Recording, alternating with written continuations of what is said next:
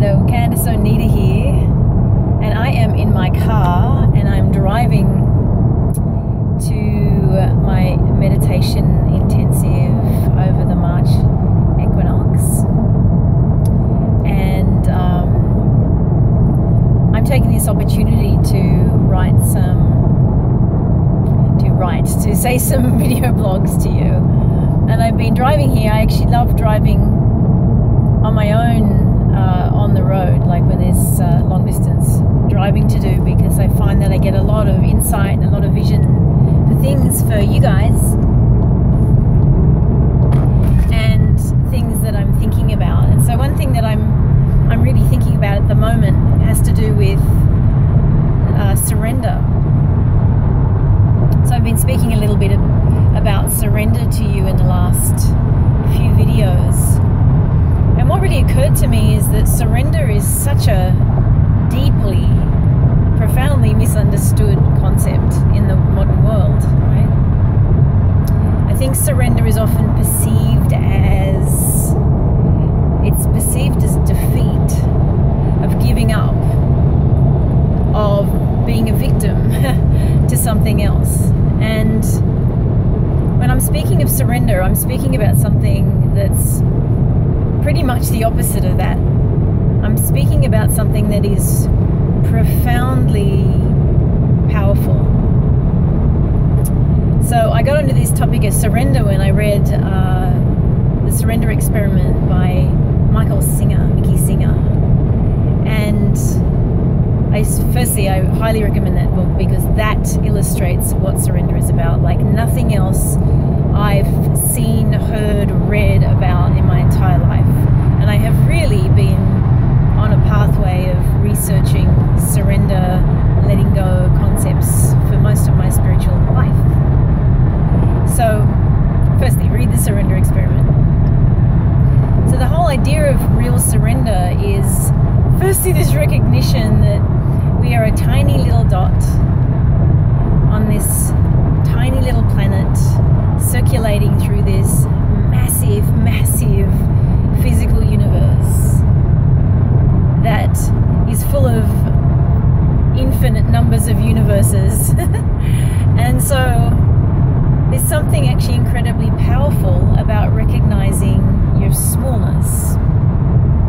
Recognizing our smallness actually is a powerful thing to do, because by doing that we actually come into true humility, not false humility, but true humility, where we recognize that there are forces that are way bigger and way more powerful than us, that are generating life, that are providing for us and others, and that in recognizing that, you can learn to let go to that, to turn over to that, to, I say, hand the reins of life over to that force, this force that is way bigger than you. You can call it the universe, you can call it God, you can call it the flow of life.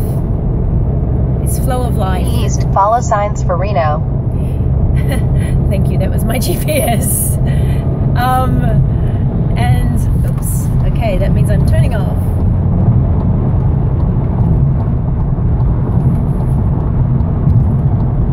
And so, my GPS, you see, that's my guide at the moment. I put in my destination, and my GPS tells me where to go. And this is one of the things I do with regard to goal setting, by the way. And it is in line with the conversation I'm having with you at the moment, because goal setting and letting go and surrender actually go deeply hand in hand in the way that I teach it, in that you have to set a destination. You have to set something that's way further ahead than you can see, right? But then the truth is, you can only actually operate within the realm of what you can see, or what I call the next indicated step. And so we set the goals, the long distance goals. I like doing sort of 10-year, 5-year, and then 1-year goals. And then you turn it over to something else to guide the way. You turn it over to the flow of life to guide the direction, guide the way. And so that is a profound profound surrender. And I guess the thing I want to say is when I really understood finally, and I got to say honestly, it was only about 4 months ago, when I finally understood and felt in my bones, in my system, what surrender felt like and what it meant to surrender, boy, was it a relief.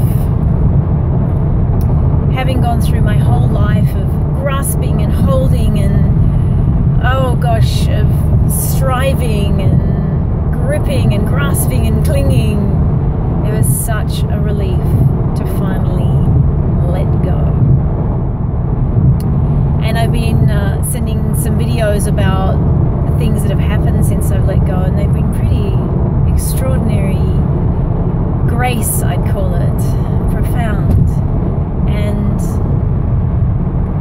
I'm starting to share this with you because it's such a beautiful, beautiful experience when you realize that the flow of life, the divine, has a way better plan for you than you could possibly imagine, and that it's a delight to finally be riding the flow of life, like jumping on a horse and letting the horse do the riding, or jumping on a vehicle and letting it do the steering, rather than you doing all of the steering and all of the propelling and all of the forcing and pushing. And as a woman, of course, the thing is that's so detrimental to our bodies. We're not built for that. We are built for receptivity, and we're built for surrender.